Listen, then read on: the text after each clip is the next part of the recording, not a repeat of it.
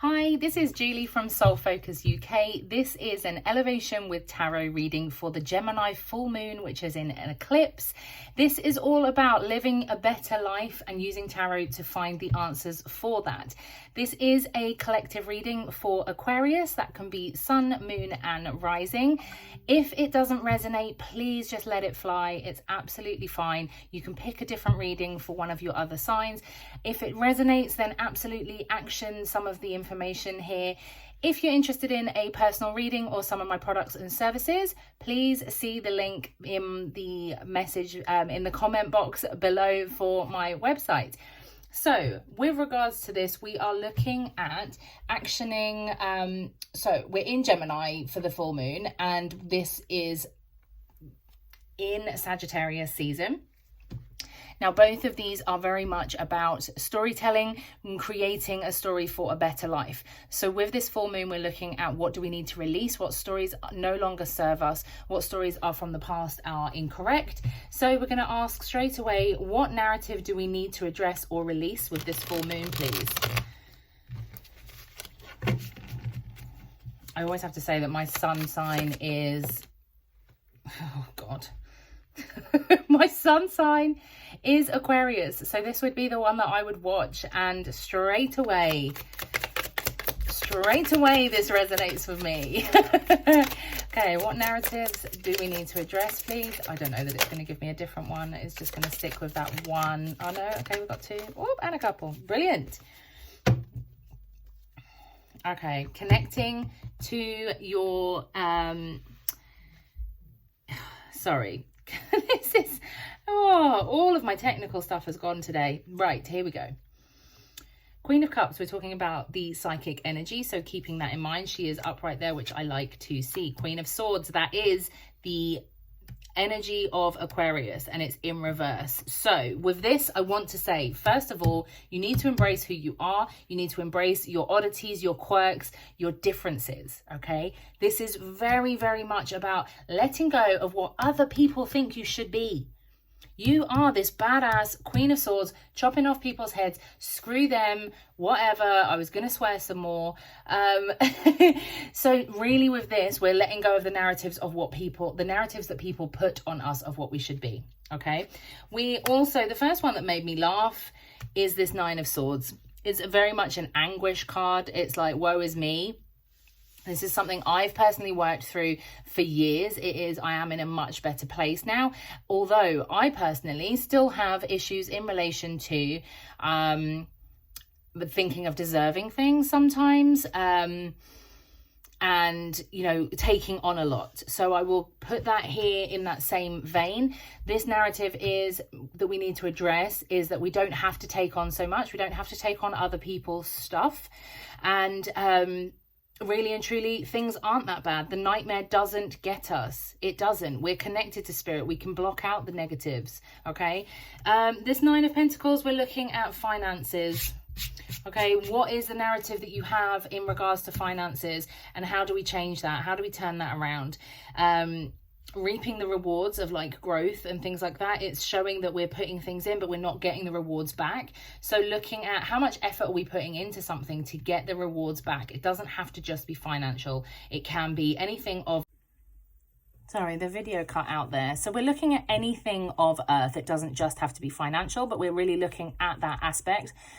So these are the narratives that we need to address. So as I say, thought processes, connection to spirit, and allowing yourself to be exactly who you are, as well as financial or physical in this earthly realm as an aspect there. So what blocks does Aquarius need to know? New beginnings and taking steps are here, just to reference that. What blocks do we need to know? Is there like a fear of new beginnings for some of you? Optimism. These cancel each other out. This is amazing. Okay, let's do it this way. That goes there. That goes there, and that goes there.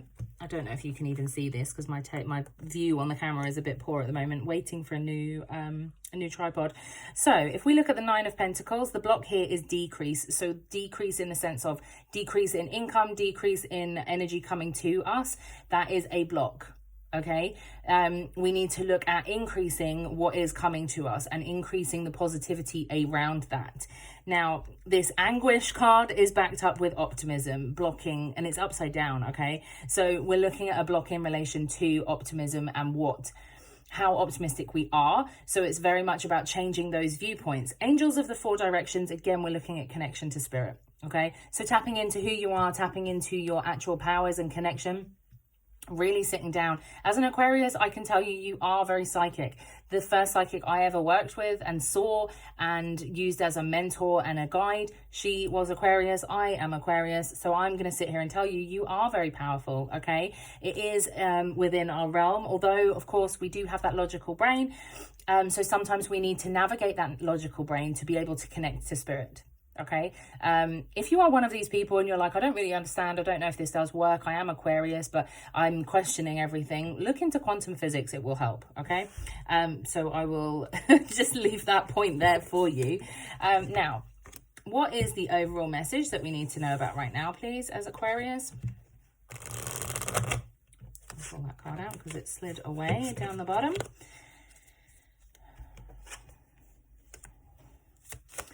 The Knight of Swords is there, so we're talking about doing too much. I'm feeling like a victim as well. Nine of Coins in the upright position, so we really can turn things around.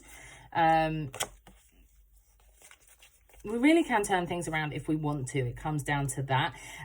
Being aware of, so Nine of Swords, see, we are turning things around. These same cards are repeating themselves. And we've got the moon there as well. I will just show you that because that is amazing.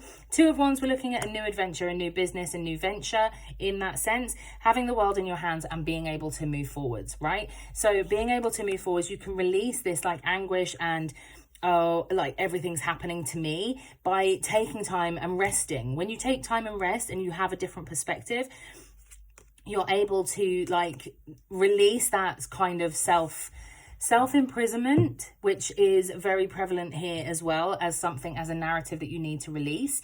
But very much we're talking that you have the capacity right now. They're indicating you have the capacity and strength to turn these viewpoints around, but you just need to put the work in. Okay, so I will say that continuously, you really just need to be putting that work into place. The moon being here, we're talking about illuminating our path in front of us, so we're really highlighting what we need to focus on right now. This moon could be very important for you guys, even if you are like cross signs, so not just sun signs here, we're talking moon and rising as well. So do keep that in mind. Now, we're looking for what positive action can we take at the moment? And what positive action do we need to take in relation to this full moon? Building blocks, taking steps, taking action, moving forwards.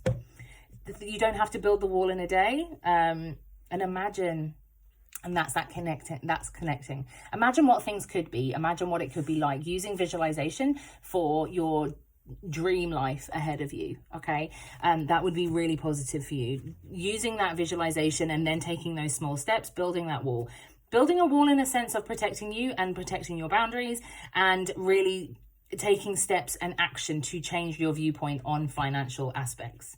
Okay, I'm gonna leave that with you. Please do like, comment and share, and I will see you in the next reading.